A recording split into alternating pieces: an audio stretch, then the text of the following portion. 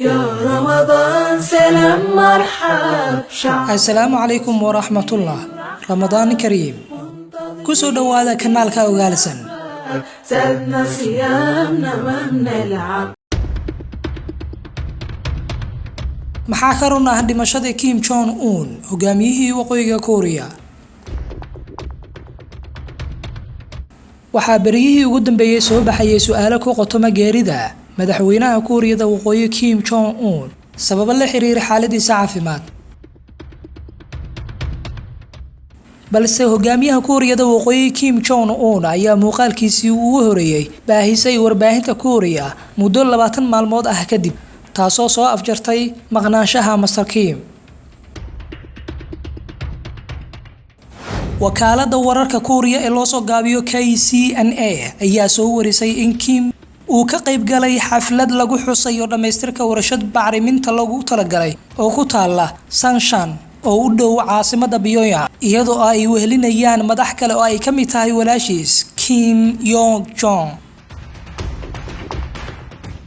macadda waxaa sababay maqnaanshaha Kim Jong Un toddobaadyadii la soo dhaafay sida la og yahay goob fagaara ah laguma arag madaxweyne Kim laga soo bilaabo 11 Abriil markaas oo ay ugu dambeysay isaga oo shir gudoominayay kulan ay lahaayeen xisbiga shaqaalaha oo ah xisbiga kaliya ee ka jira dalkaasi. shakiga laga qabo inuu geeriyooday Mr. Kim ayaa aad u sii kordhay kadib markii uu ka baaqsaday 15 Abriil xuska awowgii Kim Il Sung oo ahaa aasaasihii nidaamka hadda ka jira waqooyiga Korea.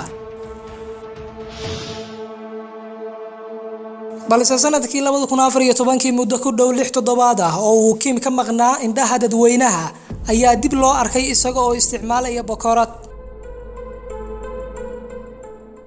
haddaba waa nin nuucee ah Mr. Kim?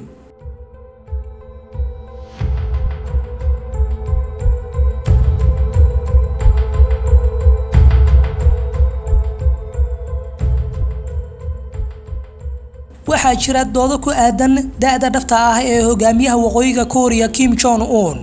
sanadkii 2016 waaxda hanti dhowrka Mareykanka ayaa ku sheegtay taariikhda dhalashada Kim Jong 8 January 1984.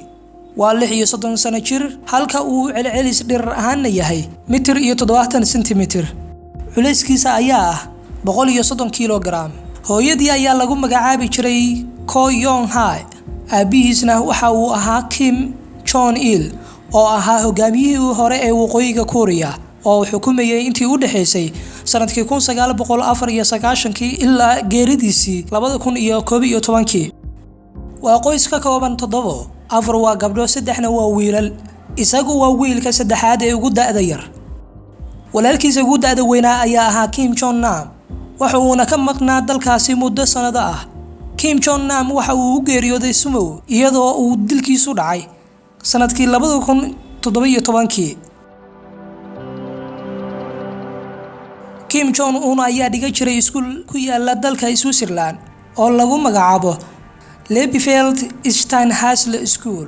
isagoo da'yar ayuu muddo 2 sano ah dhiganayay waxa uuna ku dhiganayay isagoo adeegsanaya magacan la aqoon. Pyongyang ayuu ku soo laabtay isagoo 17 sano jir ah. waxaa la soo wariyay inuu aad u jecel yahay Mr. Kim cunista cheese-ka iyo cabista sigaarka oo uu si daran u isticmaalo taasoo markii dambe u horseeday waxyeelo caafimaad oo aad u xun iyo dhibaatooyin culus oo uu ka dareemo dhanka wadnaha. wuxuu xiiseeyaa kubadda kolayga isaga oo markii uu yaraa taageero u ahaa Michael Jordan. Kim Jong Un ayaa sidoo kale xiriir saaxiibtinimo la leh ciyaaryahan kubadda NBA-ga dheeli jiray balse hadda ka howlgabay oo lagu magacaabo Dennis Rodman kaasoo dhowr jeer ku soo booqday waqooyiga Korea. wuxuu haystaa 2 darajo, mid waa fiisigiis oo uu ka qaatay jaamacadda Kim Il Sung iyo mid kale oo ah sargaalnimo oo iyana ka qaatay isla jaamacadda Kim Il Sung qaybteeda militariga. waxa uu guursaday sanadkii 2009 Rae Sorjo. intii uu talada hayay Kim Jong Un waxa uu dilay in ka badan 300 oo ay ku jiraan 140 saraakiil sare ah. wuxuu kaloo dil toogasho ah ku khaarijiyay adeerkiis Chang Song. Master Jan ayaa la soo xiray isagoo lagu eedeynayo khiyaano qaran kadibna waxaa lagu fuliyay toogasho sanadkii 2013 si kastaba ha noqotee wararka xanta ah ee la isla dhexmarayay ee ahaa dhimashada Master Kim ayaa meesha ka baxayda haddii ay dhab noqoto muuqaaladan ay baahisay wakaaladda wararka ee dalka Korea